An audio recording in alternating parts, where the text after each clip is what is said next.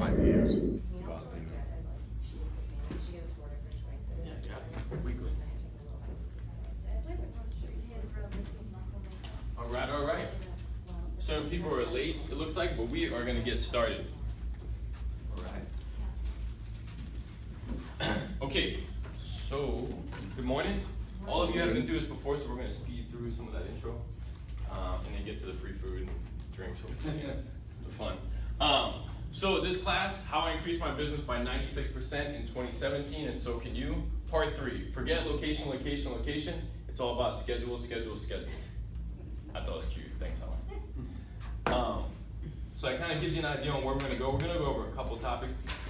Before I start today, guys, one thing that really hit home for me, again, last year, was changing my mindset from the loan officer who's like in that gerbil wheel, right? Ooh, I closed 3, and I don't have any more. I need to get 3 more. Like I closed 2, I closed 10. Right? And the real estate business in general, right? And so the more I would look at people who had much more success than me was they ran it like a business.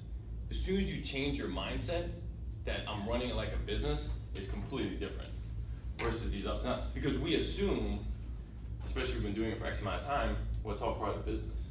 March sucks, right? February sucks. August is fantastic. It goes like this, right? Well, I changed my mindset to like, I have to look at it running as a business. And this is when it was only me. So technically, there was no business, right? But you have to change your mindset, right? So that was a big breakthrough for me. We're gonna skip the introduction like I talked about before because so many of you guys have sat through this, so thank you. Okay, so big thing that helped me last year is the way I used to operate is I would wake up, return the emails, return the phone calls, worry about what I have to do, where's my priority, am I returning this, am I doing this, what's my day gonna look like, right? Then, when I was all done at the end of the day, it's like the 2 best fish guys, all coming at the same time. Schedules. So, my issue was I would hustle through all of that stuff, and then I was like, okay, man, at 4:30, I'm gonna do some marketing, right? So I realized as I look at running it like a business, my priority now is that I'm marketing first thing in the morning every single time, right? One of the things that's really difficult is you can say that, but then it's tough to stick to it. It's tough to come up with a plan, right? So I came up with schedules. What I'm gonna go through is kind of the way it's set up for me now. The whole point of this class is for you guys to walk away and say, okay, Monday I'm doing this, Tuesday I'm doing this, Wednesday I'm doing this, Thursday I'm doing this. Prospecting your way, this is something Q and I talked about. So what I'm gonna go through is kind of what I do. You don't need to do that. You need to take that and say, I'm gonna commit to something every single day, right? So what we do is very hard. It's very hard and it's not very structured, right? No one's calling you and saying, what are you doing right now? Did you do it? Are you showing homes, right? So that's one of the things that was a benefit of the schedule. Not enough time, so there wasn't enough time for marketing. And I did more marketing than most loan officers, right? Before this last 2 years. I have a blog and I have a website and I did all these things. I still wasn't doing enough of it, right? We can all be more efficient. This was another thing that hit home. No matter how efficient you think you are, you're not as efficient as you could be. If you just have that mentality, you'll become more efficient, right? So my thing was like, I know what I'm doing, I'm efficient. Right? KISS, keep it simple, stupid.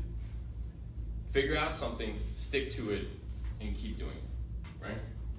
Start ASAP and figure it out later. So this is one thing that's a flaw for a lot of us probably is, okay, I'm gonna sit down and I'm gonna make the perfect schedule, right? Man, this thing's beautiful. On Tuesday, oh man, this thing's beautiful. And Wednesday, and then, pardon my French, and then shit goes out the window, right?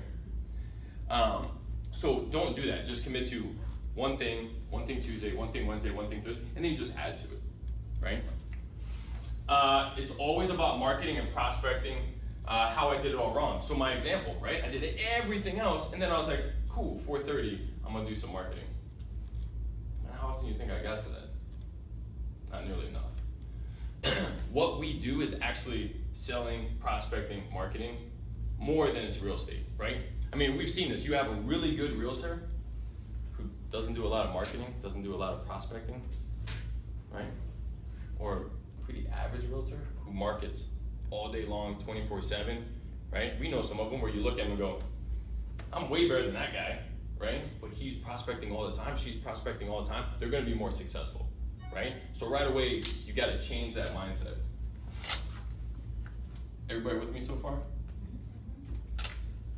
Forget time blocking. So one of the things that's in our industry that drives me absolutely nuts is, hi, you reached Dave, your mortgage guy. I will be returning messages between 12 and noon, right? Or 12 and 2, right? Or I return all voicemails after 5. Or currently I'm doing. Nobody in the world wants to hear that. Nobody. I expect that if I got your voicemail, you're gonna call me right back, right? I'm not gonna tell you between these times I'm not doing it, right? So I don't believe in time blocking. In the end, we're all time blocking. Man, don't tell anyone that. Like, that's the worst feeling, right? Have you, right? You call and then you're just like, come on, right? So it's not time blocking. Don't look at it as time blocking. You're doing it ASAP. So whatever those things are that you're putting down your list for Monday, Tuesday, Wednesday, Thursdays, right? You're doing it first thing in the morning. When I wake up, I'm not opening my emails. I'm not returning phone calls. I'm trying not to mess around on social media. I'm looking and going, for the next hour and a half, all day long, right? Or emailing all day long, or I don't know, whatever, right? I mean, so don't look at that. Look at it as you're doing it first thing in the morning. Whatever that task is, it's always first thing in the morning. No emails, no voicemails, no nothing. Because here's the thing. You're gonna be like, I'm gonna do it after emails. And then you're not gonna do it, right? We don't sell real estate or do mortgages. We market and prospect. We went over that.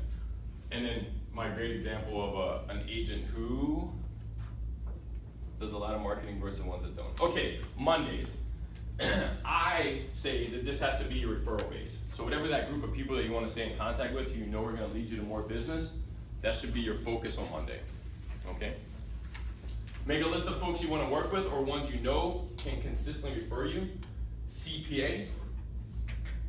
So CPA, I did there, I'm going to give a personal story. So I did twice a loan for a CPA, right? CPA husband and wife, or I'm sorry, financial advisor. So stayed in contact, right? I do videos with them to help their business, blah, blah, blah. The deal we're closing tomorrow is a referral from them, right? Stay on top of it, and then you're gonna get those referrals. So CPA, lawyers, divorce lawyers, HR people. This is a market we don't think about, right? A decent, Sal gets it. Right, in a decent sized company, you know everybody.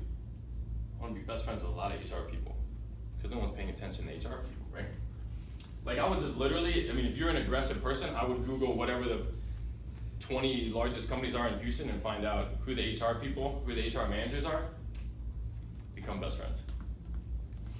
Politicians, business owners, etc. As you guys know, so easy to build a relationship with a smaller size business owner because they appreciate what you're doing like you appreciate what they're doing.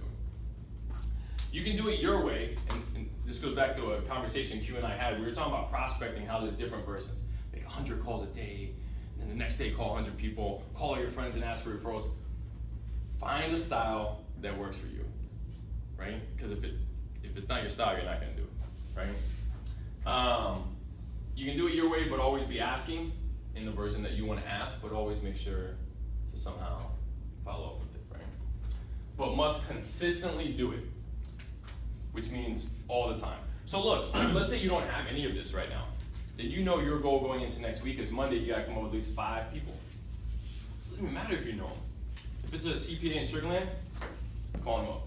CPA or financial advisor in Sugar Land, call them up, right? At some point, he's either gonna realize you're ridiculously aggressive and very driven, and he's gonna appreciate that, or he's gonna tell you, stop calling me, you're hounding me, and he's gonna block your number.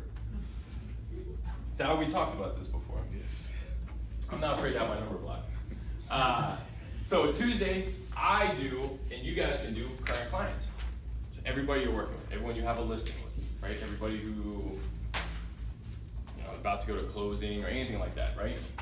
Current clients deals, give follow-up, updates, clients, and title companies.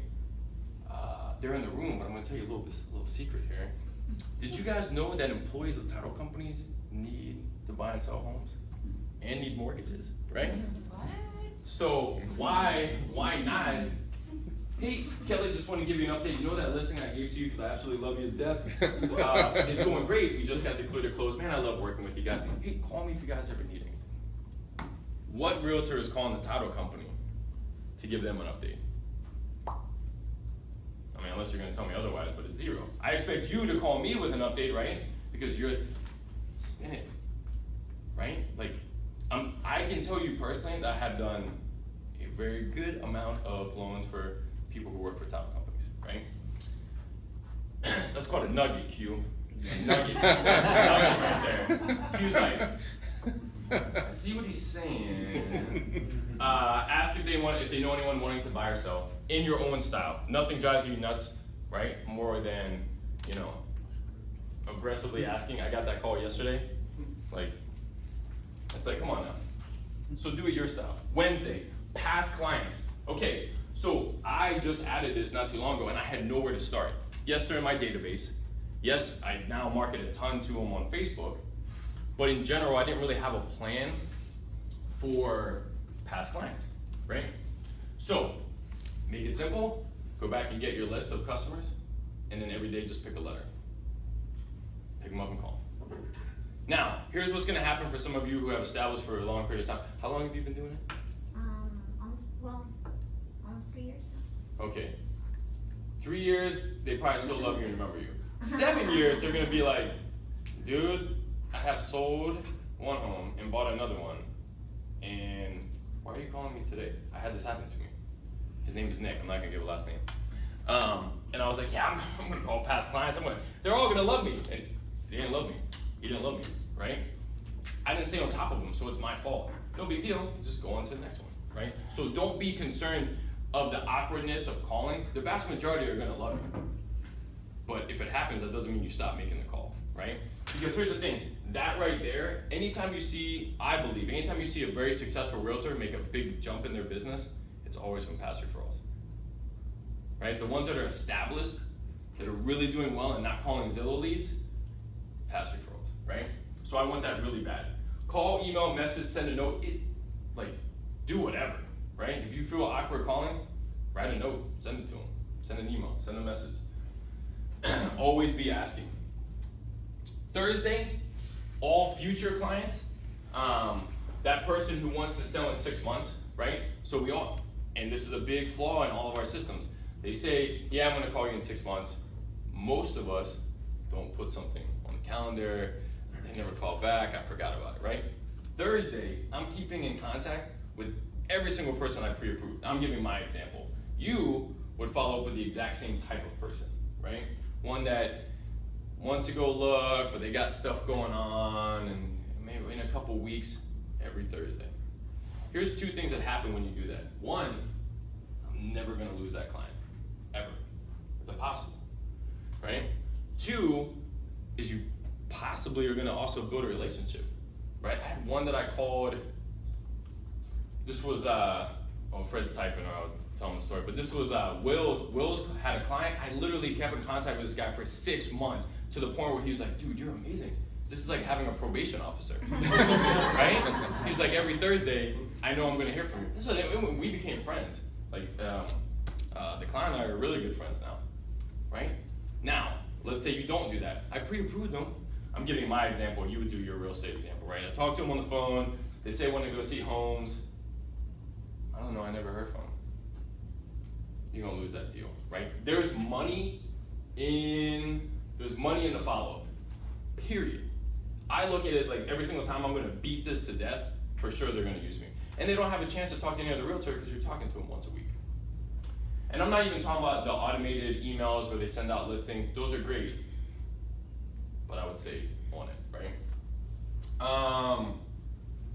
Staying in contact keeps the client, we went over that. The Joey story, that's actually the client's name. So glad I saw your face and I was like, I'm gonna tell this story, but then I had it up here too. So, and then always ask for business.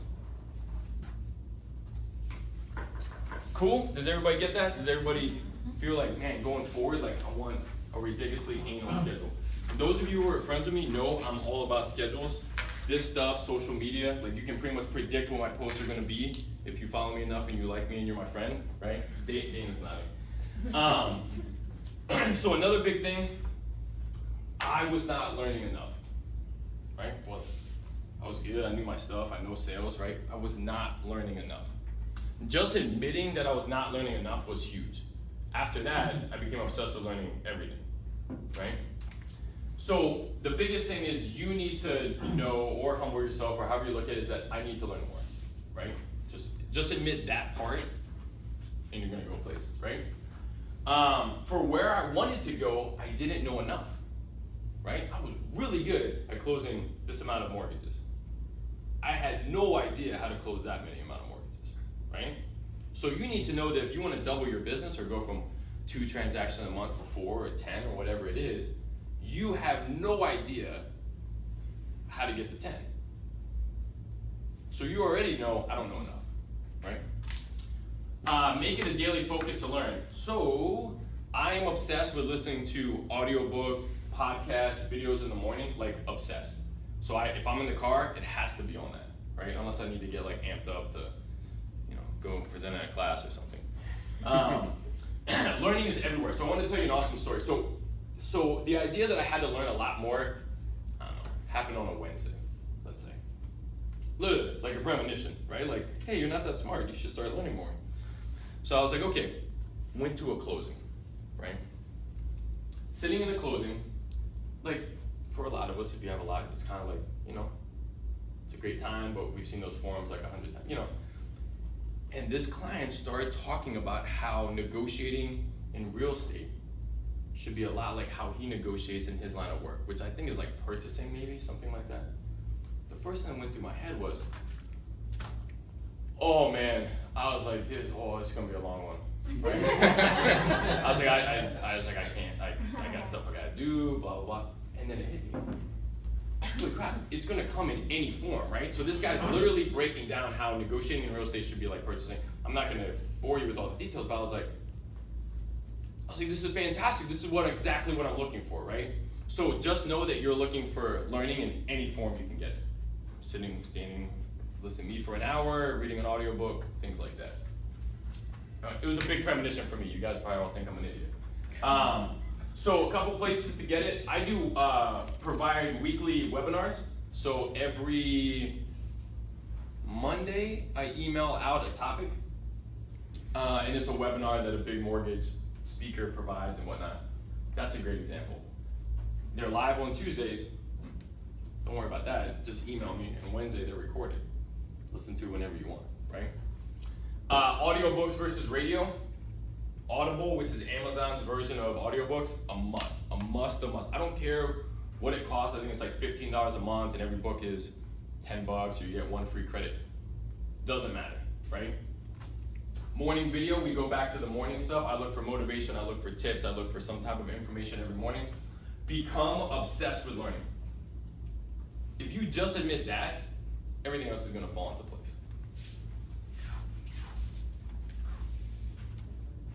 All right, let's talk about, Sal, what time is it? Almost 11, a few minutes before 11. Okay, so one of the things that's really hard about our business is finding mentors, right? A couple reasons. One, I'm not gonna tell you anything. You're gonna steal it, ruin my business. Here's a newsflash, anything that you're doing, there's a 99% chance no one else is gonna do it because you work harder than they do. As soon as you think that, it's a little bit easier. So as I was going through it, and all of you sat through the first class, when I had that big anxiety breakdown, and I was going to my dad, coworkers, all these other people, and they all kept telling me, hey, you're doing great, keep doing what you're doing. I was like, those are my mentors, right? Those are the people that I went for advice, and they're fantastic for advice. They weren't fantastic for this, right? So finding mentors in our business is really hard, like really hard. And then even to try to stay with a mentor who's vested in your interest without, unless they're wanting to make money off of you, right? If they do, they want to make money, right? So for a vast majority of us who are independent, where are you gonna go, right? No one wants to tell us their secrets. No one wants to help. Some may not know what to suggest based on your goals. So if your goal is to, I'm going to double my business, literally, Kelly and I had this conversation the other day. If I want to double my business, but there is nobody I can find who has done that, I'm SOL, right? Because what are you gonna do? Hey, Elizabeth, I wanna double my business. That's great, like, okay. You know, maybe you should do 25% a year. Just go up a quarter, go up a little bit, right? So you have to find those people, right? No worries, time to find ours. So I finally gave up and was like, forget it, I gotta figure this out on my own, right? What I'm about to go over is a bunch of people who are mentors, right? Every one of them has to help you in a specific area. I don't believe that there's any one mentor that you can become obsessed with that's gonna work in all aspects. In fact, Frank and I talked about this the other day. Grant Cardone, which is one we're gonna go over, fantastic. But in one clip, he said, or in his audiobook, I wake up at 6, I spend about 30 minutes with my kids. I'm cool the rest of the day. My kids don't need more time than that. I'm cool. So when it comes to parenting, he's obviously not my choice. Right? And so Frank and I were talking about this because it's different styles. Find somebody that you like, find someone's style that you like, become obsessed with it, and get those nuggets. So I've done an entire list of everybody that I technically look at as a mentor right now to kind of help you guys get a start, right?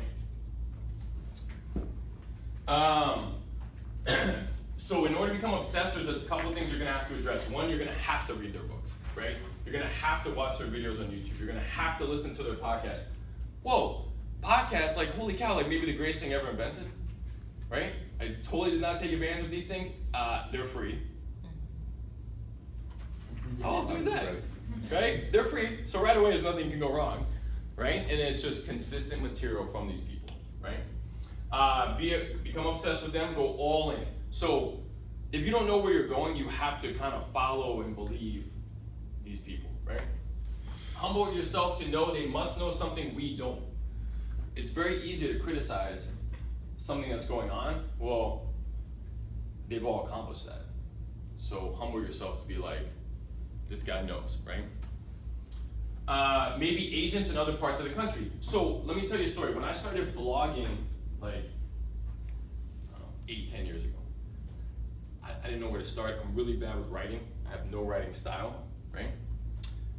But I was very much followed this mortgage guy in Jersey and just kind of learned from what he was doing, right? But that was a mentor, right? So from an agent standpoint, you can do the same. If you see marketing ideas, you can see stuff, right?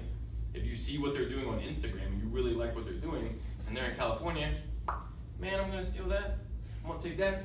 I really like that, right? I have a ton of people who now magically have hashtags that sound very familiar to mine, right?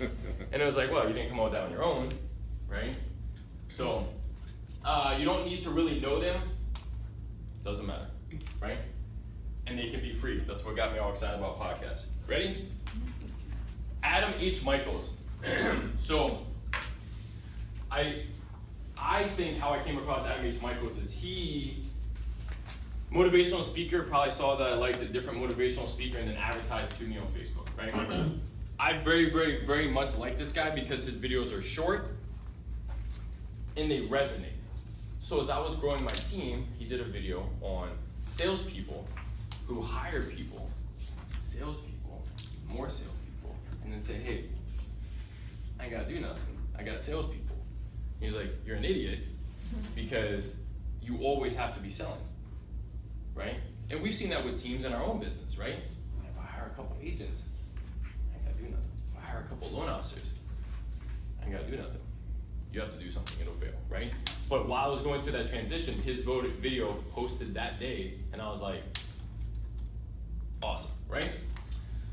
So short, it's on, you can go to YouTube, you can go to Facebook, easy to digest, gets right to the point. Advice is based on you being the boss and growth. Going back to that business mentality, right? His advice hits me at the right time. In general, I've done my research. I've actually got to email back and forth with him a couple times, so we're buddies. I'm just gonna put that in there. We may not be, but I'm gonna say that. So he's in the insurance business, right? But everything he talks about is business growth, stuff like that. Roberto Monaco. This one was just suggested to me. He was a top dog for Tony Robbins as a sales guy for him. Completely all about public speaking and improving your pitch and your sales pitch. How to talk, things like that, right? Was one of Tony Robbins' top sales guys. How to speak with confidence. If that's something that you struggle with, he goes over that. I don't apparently struggle with that, but improves your selling in videos. So he's doing that in order to, his pitch is you improving your selling by public speaking. Does that make sense? Like as in that's what he's aimed at. He's on YouTube. Yeah, he's on YouTube. I'm friends with him on Facebook. But the content's on YouTube.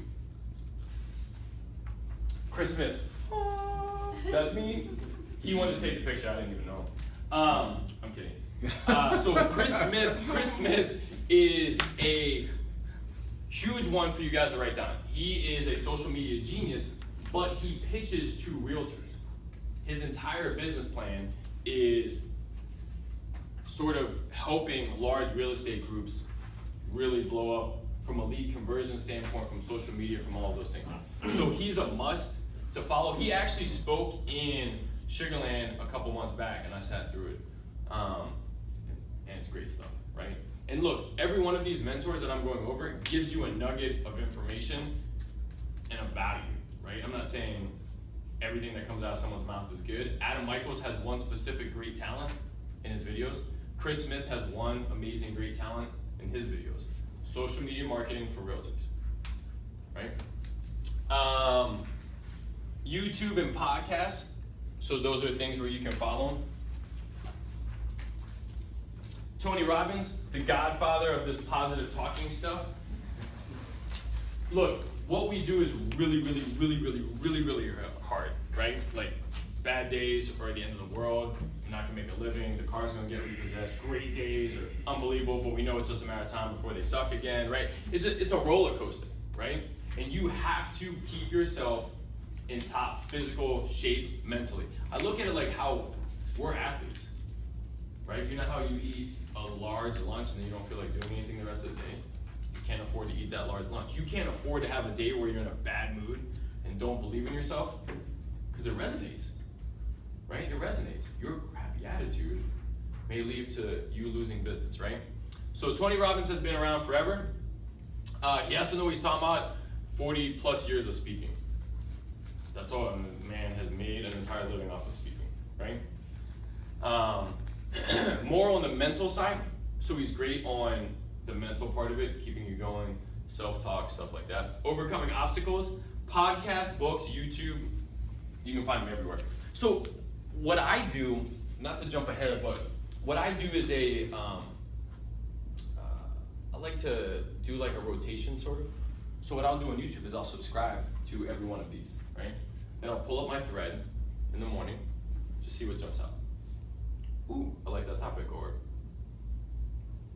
ooh, I like that topic, right? And it all depends on what you need, right? And Q and I have talked about this. I mean, some mornings you need X, and some mornings you need, right? Some mornings you need, I gotta listen to Macho Man Randy Savage do a promo and get all hyped up, and I'm like, man, I can run through a wall. And then some days I'm like, I need some meat and potato type Instagram advice, social media advice, sales advice, you know, something where it's like, okay, right? So follow all of them, like all of them, and then, you know, make a meal out of it, right?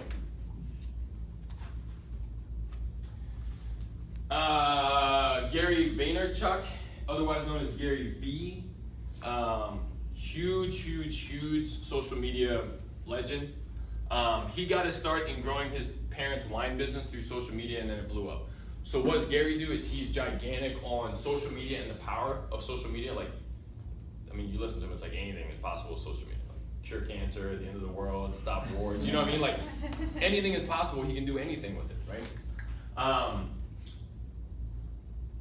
He gets you motivated, and he gets you to believe that you're going in the right direction. So I like him from that standpoint. I think he also keeps me on task, knowing that social media is such a platform to get the business. There's times where you're gonna feel like it's not. Like it's not. Social media is exhausting.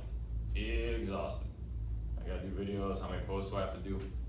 He believes in it. That's your prospecting, right? That, I mean, literally, and we went over this in last class, but social media could be you're prospecting. So if you wake up and say, Monday I have to contact these 15 people, maybe you're sending Facebook posts, maybe you're just liking their posts, right? So you can adapt it to anything you want. Woo-wee! All right, Grant Cardone. So I'm gonna tell you this piece of advice, and I gave Q this book, or Q won the book, but so Grant Cardone is like the guy right now. I mean, he's the man. Everybody listens to Grant Cardone, etc., etc. The one thing that hit home before a bunch of these other things is he has a book titled Be Obsessed or Be Average. If you don't even listen to the guy or do anything else, or even walk away with anything from today, from me, outside of this, be obsessed or be average. I'm obsessed, you can tell by the way I talk. I'm obsessed about growing my business, improving, learning. I'm obsessed. And there's nothing wrong with saying that, right? Going back to the learning thing, if you just change your mind to I'm obsessed, period. I'm obsessed about making it work as a realtor. I'm obsessed about doubling my business. I'm obsessed about growing my team. I'm obsessed about making more income, right? If you just do that, man, it's anything, right? So you know what I'm talking about. You know what I mean? Just that. That is a game changer, okay? So what does he do? He's technically a sales coach. He focuses on sales and real estate investing.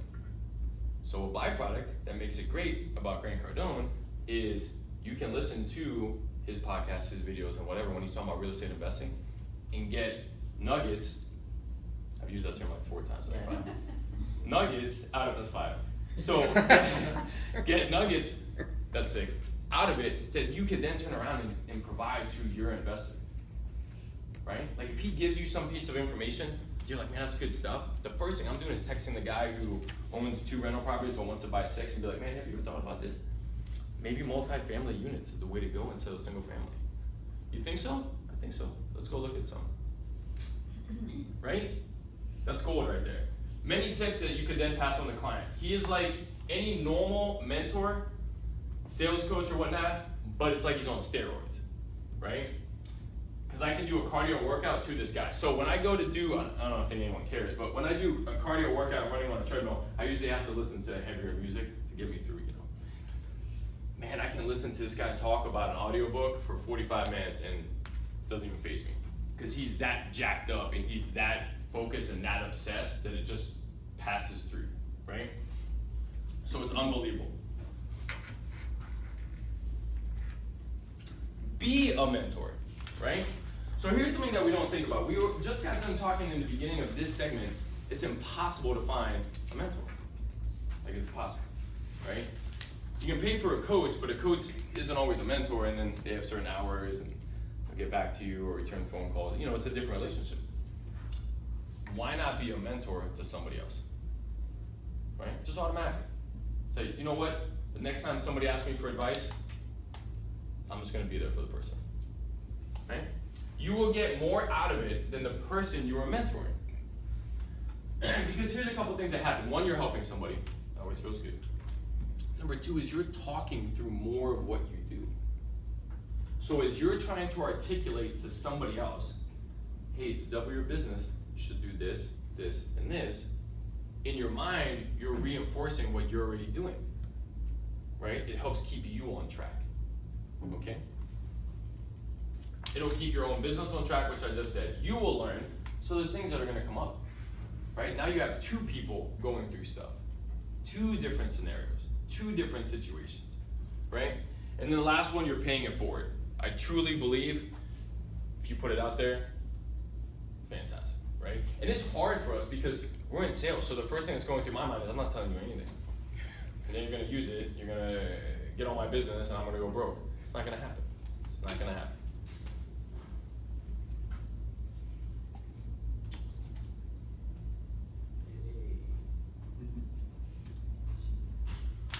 Questions? No? Hopefully you guys found this helpful. I want to take a moment, well, a couple things. One, we've got a couple books I'm going to give away. So we'll pick a random winner. You know, one thing I want to say too, it means so much to me, the core of you guys who who sat through even more than one class. It means the world to me that you guys thought I had enough to say to sit through this. I hope you guys found a lot of information helpful. And I hope you feel like when you walked away from it, there was things that automatically I'm gonna start doing that tomorrow, right? Because that goes back to the plan. Like we try to map out that plan, it's never gonna happen. If you just say, man, I like those 3 things, I'm doing them tomorrow. Perfect example, how many people did videos immediately after the class last time? You were a couple of days later, but I'm still gonna give it to you. Right? Because you knew, hey, man, that dude's right. Right? And I saw yours, so I know for sure you did. I saw yours, so I know you did, right? I saw yours. And you've done videos. I saw yours. So, one, that made me very proud, and I really appreciate that. 2, is you know it works, right? You know it works. Take it and run with it. It doesn't matter if the first one bombed or you got 1,000 views. That first one's not changing your career. Video number 50, number 40, right? Somebody saying, man, Q, I see you all the time, man. I see your videos all the time, man. I love your videos, man. Sweet. Versus, Q, what have you been up to, man? I haven't seen you on Facebook that much. Selling real estate, right? So, I hope you guys found that super, super helpful. Yeah, and like I kind of said before, if you appreciate the class and my videos, and I'm not already your favorite lender, I would love to be your favorite lender. All right? Anybody have questions about anything that we went over in the 3? I have one. I don't know if it's exactly related, but in my head it is. In the beginning, when you were talking about time blocking, and I'm noticing just in the industry, people on their voicemails are leaving for a faster response. You can text me, and to me, in my head, that seems not like I wouldn't want that answer. It's less personal and it's kind of distance, so I don't leave that online, but is that kind of the way the industry's going? I mean, I think it's everyone's preference. I have on mine, and I say for a faster response, email me. I like that because then it puts it in writing for me to go back to later on. I'm always super paranoid, and it's happened where somebody will text me, and then like 2 weeks later, I'm like going through 5,000 text messages to find that one. But that's a preference. The one thing I don't like about the time blocking is you're automatically telling the person, hey, I understand you want to talk to me. I'm not talking to you for the next 2 hours. Now, that may be the case in your business, and that's fine, that's perfect, right? Because that helps us focus. But don't tell anybody that, right? That drives me nuts. And it implies that you're not available, and they assume that you should be available. If you miss them and you call back, great, right? It happens to all of us. It's not a big deal, but you don't want to do that. I don't think you want to do that. You'll sit through other training where they'll tell you, change your voicemail, start time blocking, take 2 hours, don't do this, don't do that. Which is true. That's the same thing I'm saying. Just don't tell anybody, right? Don't tell anybody. I'm always available 24/7, 7 days a week, etc., etc. I'm not about to tell you, thanks for calling, I'm going to return it after 5 and it's 10:30 in the morning, right? Good question, Sal. Other questions? Just a comment. I had a girl that texted me that back from a voicemail, and it was like, well, I've already told you in a nice voicemail with details. Now you're gonna make me type it? So Text and drive. yeah. And you got to remember, our clients are everybody. It's everybody. So you're going to have, and we all have dealt with this, the Facebook Messenger client, the Instagram Messenger client, text, email, phone call, right? So I don't want to give any client the impression I'm not going to communicate the way they want to communicate. Right. We've all had them where they call like 5 times. It's like, you could have emailed, you could have text messaged me, but you keep going, and that's cool. We adapt to it. No big deal. I wouldn't put a line in the sand. And make it known. How you handle your own business without giving that impression is totally different. I think the reason why people are leaving the message about texting is because everyone has a different mode of communication, and a lot of younger people want to text. They don't, if you call them, they will not answer the phone, but they will say, hey, can you text me? So I think it's more about saying that I'm available in this mode of communication as well.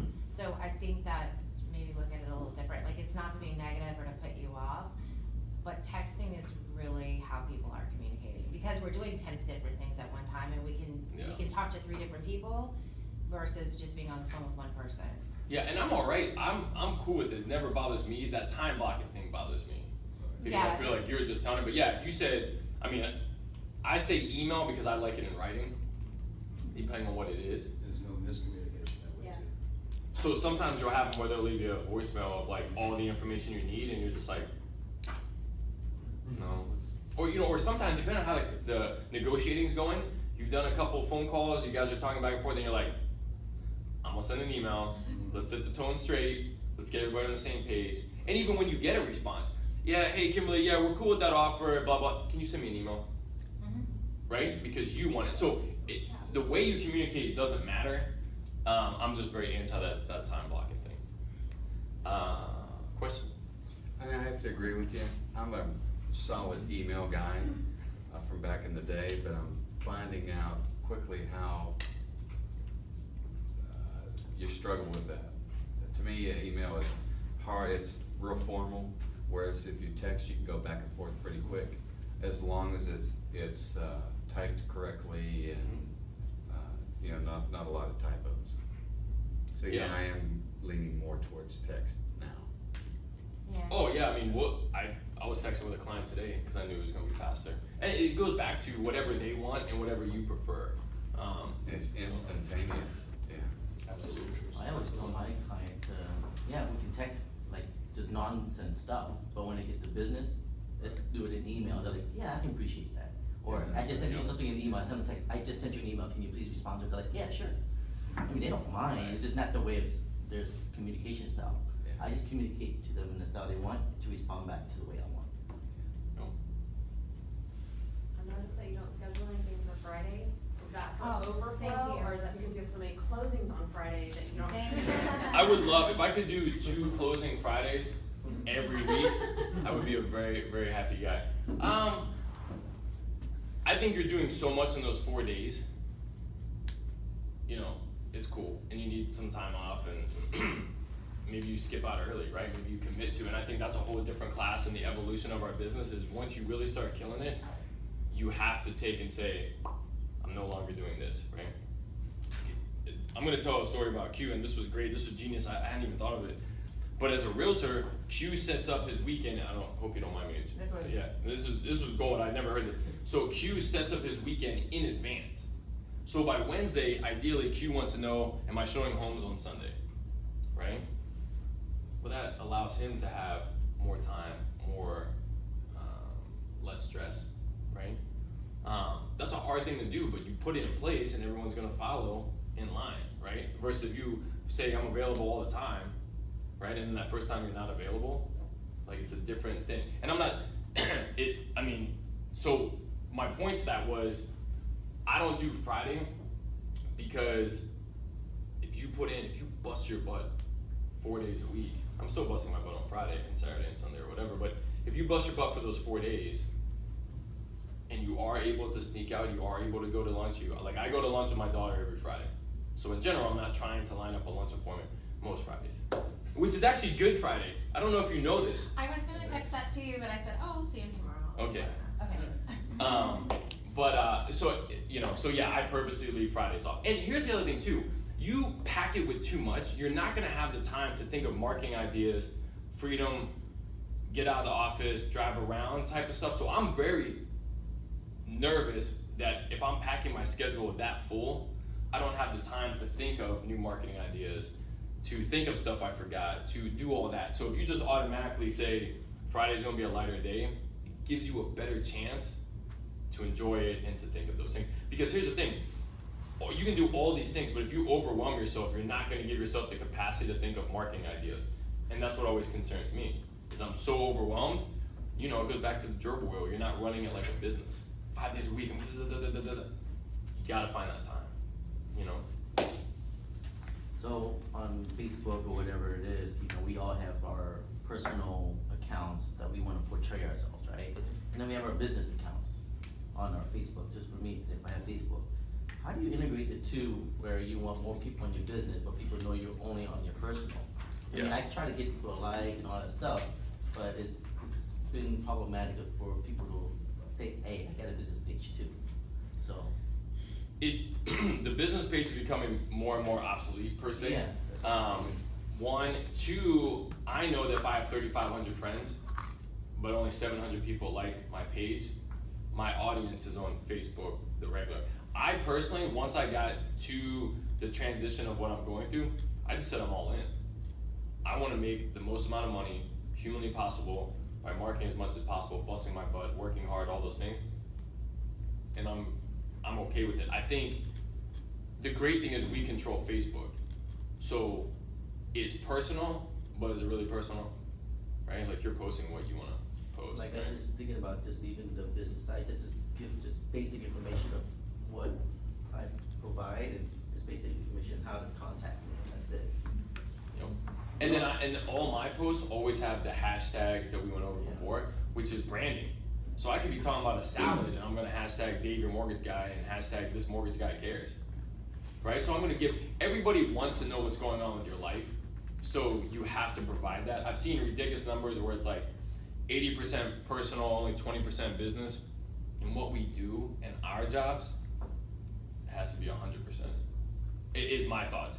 No matter what, and you actually asked this question because I wasn't, which was a great question, I wasn't clear on it. It has to be, if it's personal, it's still business in one form or another. I'm showing that I'm in Sugar Land. I'm showing that I'm an expert on Fort Bend County because I'm at town center, town square, right? Whatever they call it. But Dave, aren't there rules in place that frown upon you conducting yourself as a realtor or business on your personal page? So HAR apparently, way in the past was like very, like, said that.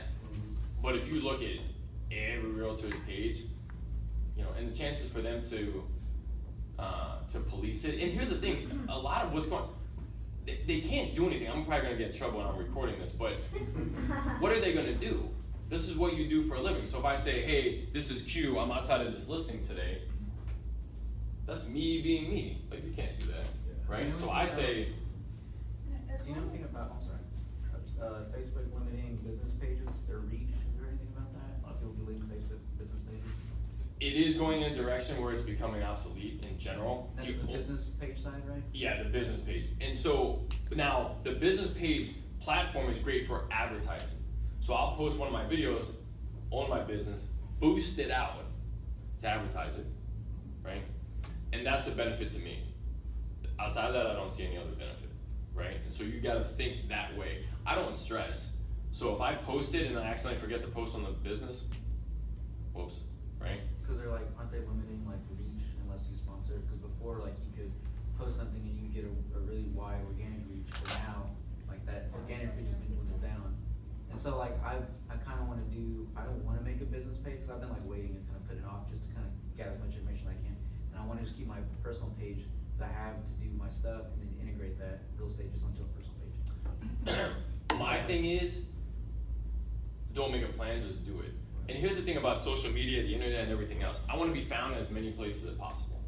So when they Google me, they're going to see me on websites, articles, videos, Facebook page, like, doesn't matter. So just do it, and then later on figure out what you want to do.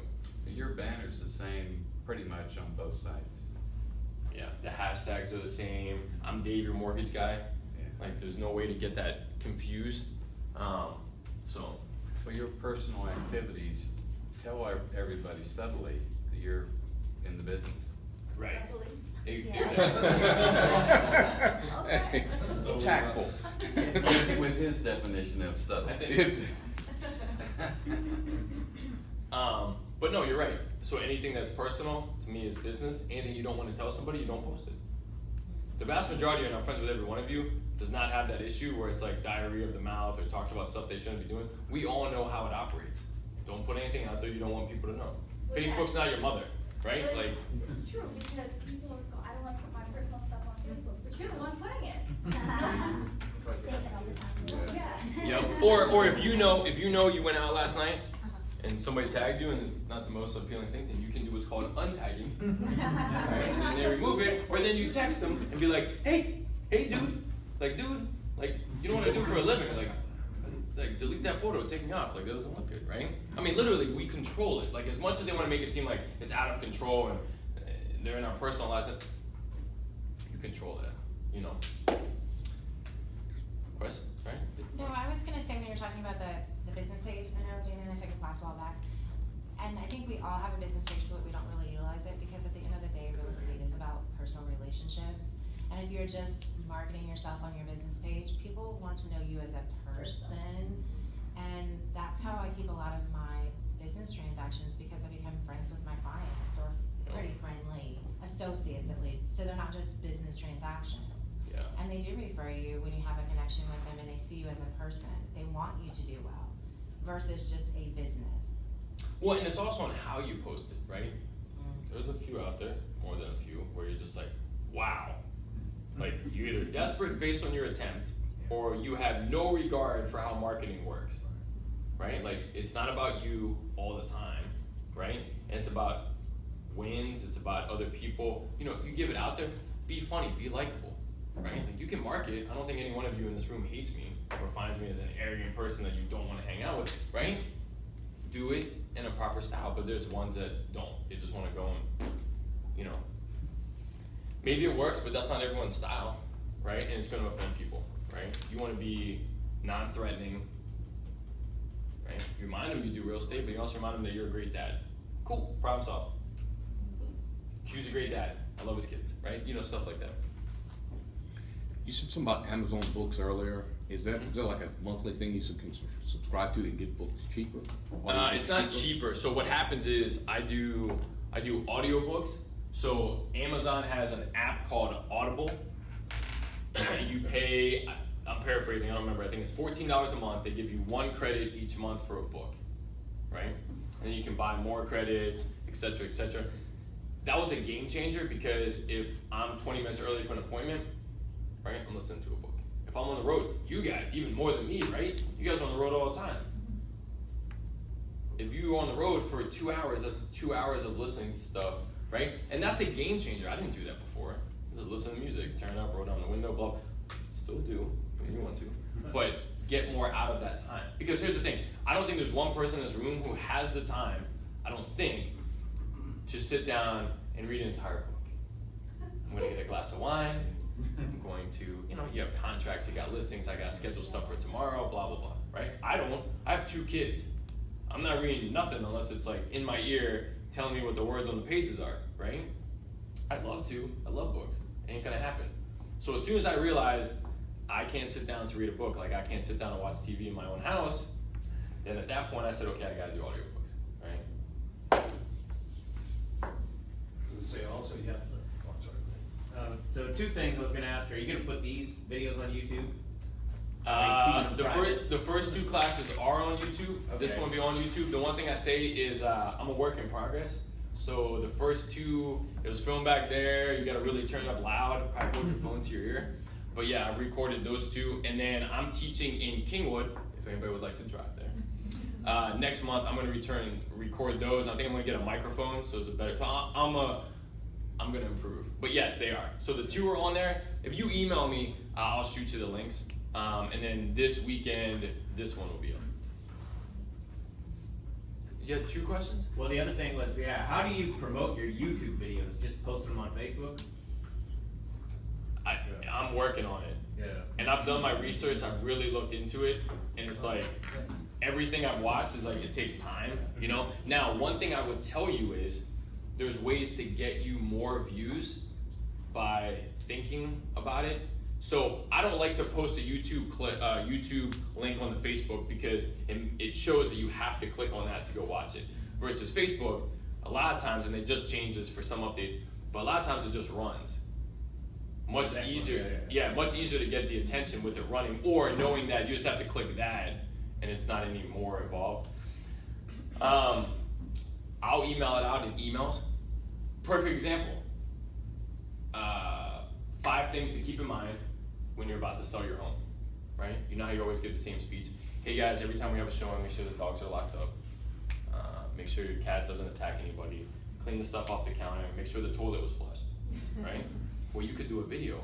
So every time you have a new listing, you send that instead of an email with bullet points. That's gold. When somebody applies with me, or once we have a contract and we lock a deal, instead of writing out 10 bullet points about the mortgage process and what to do next, I did a video. Hey, click on this image of me, right? It'll take you to this video and they watch it and everyone loves it, right? It's an additional touch, right? It's additional touch. So that right there is gold. You could do videos based on everything that's in the process. Like, hey guys, I know we're closing soon. You know, you make a general one, right? Hey guys, I know we're closing soon. A couple things to keep in mind. The day before closing, we're gonna do a walkthrough, or the morning of, right? At closing, you know, you're gonna sign paperwork. Once a loan funds, they can either wire you the funds, give you a check, blah, blah, blah, right? You start doing that, it's an additional touch. Not you, but here. If you're a Remax agent, Bonbon is free for you now. Oh, really? Yeah. Wow, why? I don't know. That's where I'll see it. She made it happen. Yeah, I made it happen. Now you get kind of a base package, so you could record up a Bonbon and send you clients. Which is huge. That's awesome. Yeah. I was You can do it for marketing, right? Like if you send an email monthly, post a video of it, right? I want to get as much mileage out as possible. Then all of a sudden you start getting, instead of 2 views, you get 20, 30, 500 views. I don't know how to get a ton of views on YouTube. I do know how to get 4,000 to 6,000 views on Facebook, right? I'm hoping, and I'm putting a lot of focus on it, I'm hoping to go viral for something positive, and then maybe that'll help me. I was gonna say about the YouTube, I posted on my blog, and then I shared the blog on Facebook. So that's another way to do it, because, Yo, And where's your blog? so, On your website? well, yeah, you can link it to your website too, so at the end of your website, you have a blog page. So Okay. everything should be tied together, yep. yeah. But that's a good way to get views, if you don't know how to get it started. Absolutely. And do it on a specific topic. Do it on a specific neighborhood, right? Do it on a specific school district. Do it on something specific, right? There's a better chance to get found that way. Questions? This ties back to what you said last week, was you have to be an expert at what you do, and the blogging is a good way to establish that. I established my career on blogging when I started like 8 years ago. I get phone calls now where I know when they call me, I know exactly what article they're looking at based on what I wrote. Because I wrote on very specific mortgage topics, right? And here's another thing. If they're looking at 3 different lenders and they Google us, hey, I'm gonna, knock on wood, but I guarantee I'm gonna be the best one. Based on content, based on material, based on being an individual versus a company. That's how you gotta look at yourself as a realtor and say, if they're looking at 3 realtors and they Google somebody and there's a ton of stuff about them, they're gonna lean toward that that's a better realtor than somebody who has just your horror website. Right? That may not even be the case. That may not even be true. Doesn't matter. Doesn't matter.